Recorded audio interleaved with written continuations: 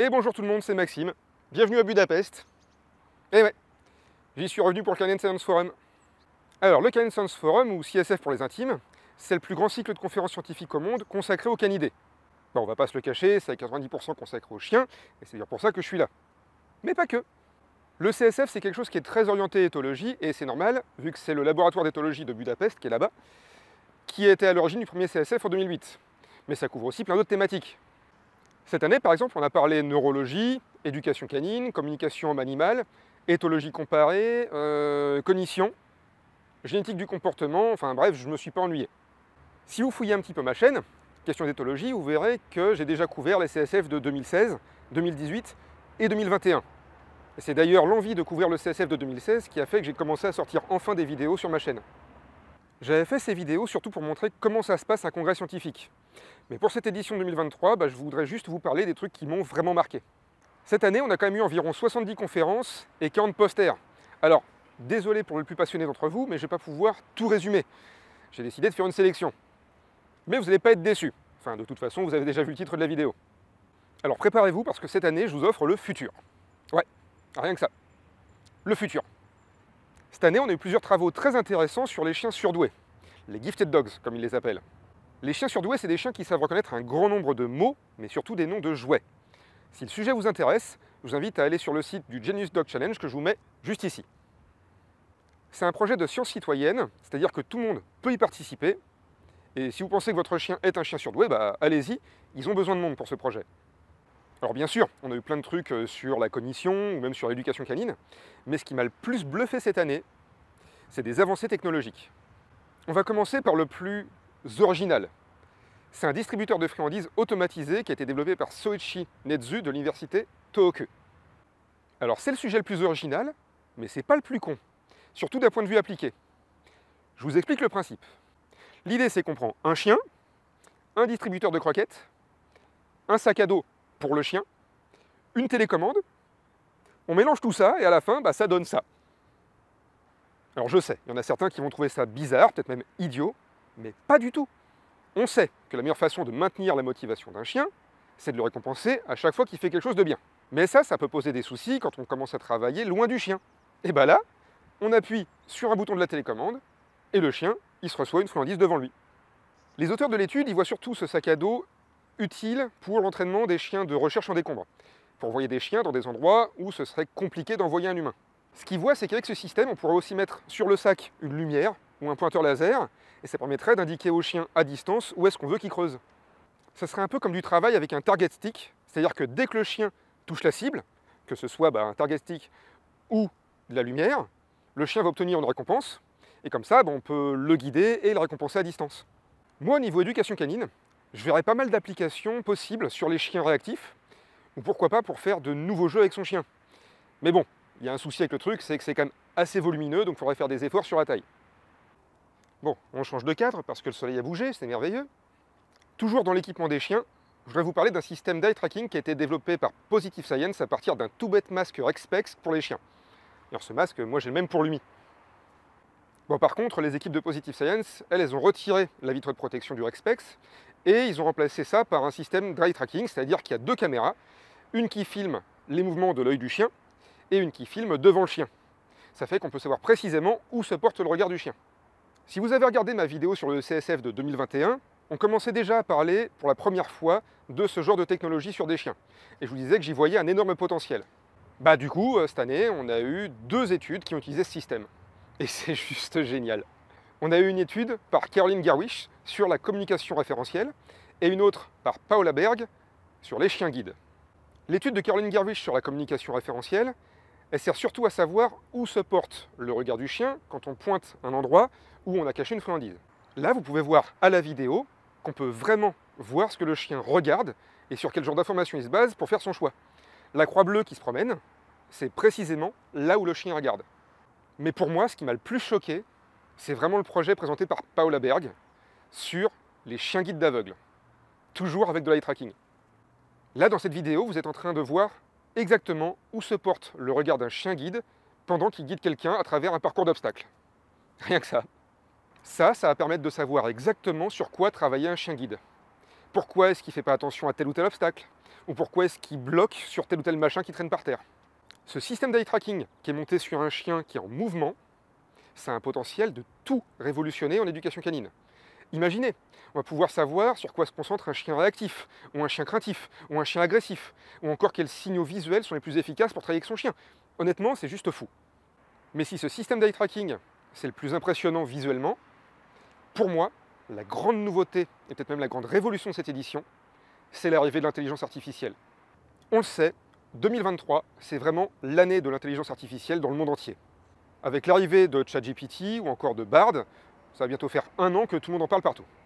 Personnellement, j'ai déjà pu tester ces IA de mon côté, en leur demandant pour rigoler des conseils en éducation canine ou des protocoles d'entraînement pour des chiens.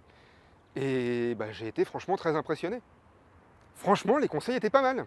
En tout cas, ils étaient bien moins cons que des conseils qui auraient pu être donnés par beaucoup d'éducateurs canins en France. Et ça, c'est un tacle bien gratuit. Bref, je savais que ça allait forcément débarquer en éducation canine et en recherche sur le comportement animal. Mais je pensais pas que ça allait aussi vite. On a vu quelques balbutiements de ça il y a quelques années, mais là, on a eu pas moins de 3 études qui en parlaient. Et c'est juste fou. Bon, les 3 études, elles viennent du même labo et du même projet, qui s'appelle Tech for Animals. Et pour des questions de temps, je vais juste vous en parler de 2. On va commencer par la présentation du professeur Zemansky. C'est une étude qui a utilisé l'IA pour automatiser l'observation des chiens dans 2 refuges. Ce qu'ils ont fait, c'est qu'ils ont mis des caméras en face des box dans le refuge, et l'IA a réussi à partir des vidéos à reconnaître les chiens, reconnaître leur position dans le box, et identifier quelles activités ils avaient. Les petits carrés que vous voyez en train de bouger sur l'image, ça c'est tout simplement l'IA qui est en train de bosser. Alors ça va permettre d'aider énormément les chercheurs, parce que d'habitude ça, c'est le travail de quelqu'un pendant des jours, voire pendant des années, de noter le comportement à la seconde près. Mais surtout, cette technologie, elle a un potentiel de complètement révolutionner tous les chenils et tous les refuges. Imaginez, vous avez une association de protection animale, avec des bénévoles qui font de leur mieux, mais qui sont sous-effectifs. Et avec ça, vous avez un super surveillant pour vos animaux, et qui va juste coûter le prix d'une webcam. Ce super surveillant, il va pouvoir surveiller vos animaux en temps réel, vous donner des informations H24 sur leur adaptation à leur nouvel environnement, pour savoir, je sais pas, s'ils aiment leur nouveau coucouche ou s'ils jouent avec leur nouveau jouet. Et je suis sûr que ça va très vite être capable d'identifier, je sais pas, des bagarres entre animaux ou des problèmes de santé, comme des crises d'épilepsie ou des malaises. Vous imaginez le niveau de révolution que ça représente? Une autre étude qui est complètement dingue et qui implique de l'intelligence artificielle, c'est celle qui a été présentée par Annika Bermost. Alors pour celle-là, les chercheurs, ils ont voulu étudier la face des chiens dans 2 situations. Une anticipation positive, chouette, je vais avoir une friandise. Et une frustration. Oh non, je l'ai pas. Ce qu'ils ont fait, c'est qu'ils ont analysé manuellement les mouvements des muscles de la face des chiens dans les 2 situations. Ils l'ont fait sur des vidéos avec un logiciel qui est fait pour ça et qui s'appelle DogFax, et qui est gratuit pour celles et ceux que ça peut intéresser. Alors c'est gratuit, mais seulement si vous suivez une formation sur le site, mais la formation est gratuite aussi. Bref, avec ça, ils ont réussi à déterminer quelle région du visage du chien était impliquée dans l'expression de l'anticipation positive ou de la frustration. Puis, ils ont demandé à l'intelligence artificielle, toute seule, sans passer par DogFax, de chercher à identifier par elle-même quelle région de la face correspondait aux émotions. Et voilà le résultat. Ce que vous voyez en jaune, c'est les régions que l'IA a identifiées toute seule comme étant des zones de la face qui étaient impliquées dans l'expression des émotions d'anticipation positive et de frustration. C'est les mêmes que les humains ont trouvées, mais côté IA, on obtient une prédiction de 89%, alors que côté humain, on n'est qu'à 71%. Coucou tout le monde, j'étais en train de monter la vidéo et j'ai réalisé que ce passage-là, mon histoire de prédiction, c'était pas clair du tout. Donc, ce qui s'est passé, c'est que les chercheurs ont passé 1 an à déterminer précisément quels muscles étaient impliqués dans l'expression soit de la frustration, soit de l'anticipation positive. Mais, pour vérifier que ce qu'ils avaient trouvé était bien, ils ont dû faire l'expérience inverse. C'est-à-dire qu'ils ont regardé des vidéos sans savoir à la base si c'était de la frustration ou de l'anticipation positive, et on leur a demandé de deviner ce qui se passait. Et les chercheurs, dans 71% des cas, ils ont raison, ils arrivent à déterminer, basé sur ce qu'ils ont trouvé, que le chien est en frustration ou en anticipation positive, mais l'intelligence artificielle, elle, elle a raison 89% du temps. Alors, qu'est-ce que ça veut dire tout ça? Simplement qu'on a déjà aujourd'hui une IA qui est assez puissante pour apprendre à reconnaître un truc aussi sensible que les expressions faciales chez le chien. Et qu'elle peut s'entraîner toute seule grâce à ce qu'on appelle le deep learning. Alors bon, ça a été fait sur un nombre limité de chiens, ça a été fait avec le même genre de tronche de chien et dans un environnement de laboratoire. Mais on est au tout début de l'intelligence artificielle. Personnellement, j'ai aucun mal à me projeter dans un avenir très proche où une personne un peu perdue face au comportement de son chien pourra le filmer avec son téléphone et avoir une réponse dans la seconde pour savoir s'il faut ou pas s'inquiéter de ce comportement, pour savoir si ça vaut le coup d'appeler un vétérinaire ou un éducateur canin. J'ai aucun mal non plus à imaginer un monde où un éducateur canin pourrait utiliser cette IA comme une sorte de copilote pour aider à interpréter des vidéos que des personnes lui envoient. Au CSF de 2016, on commençait à parler de faire passer des IRM à des chiens réveillés. En 2023, tous les travaux présentés en neurologie ont fait appel à des techniques d'imagerie cérébrale via IRM ou électroencéphalogramme sur des animaux éveillés. En 2021, on a eu une première expérimentation un peu hasardeuse d'un eye tracker sur un chien statique. Et cette année, on a eu 2 sujets passionnants sur les tracking et sur des chiens qui étaient en mouvement. 2023, c'est vraiment la première année où on entend parler d'applications directes de l'IA sur des chiens.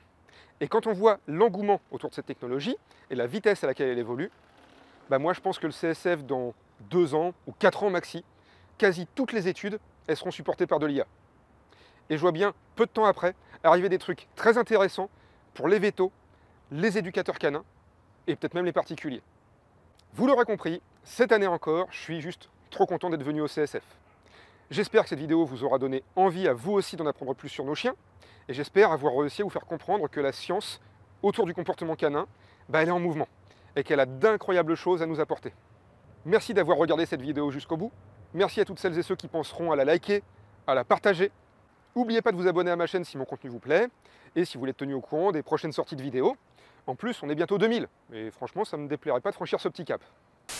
Oui, c'est à nouveau moi, désolé, mais pendant que je montais la vidéo, on a passé le cap des 2000. Merci beaucoup. Allez, moi je vous fais des bisous, ciao, j'ai un avion à prendre.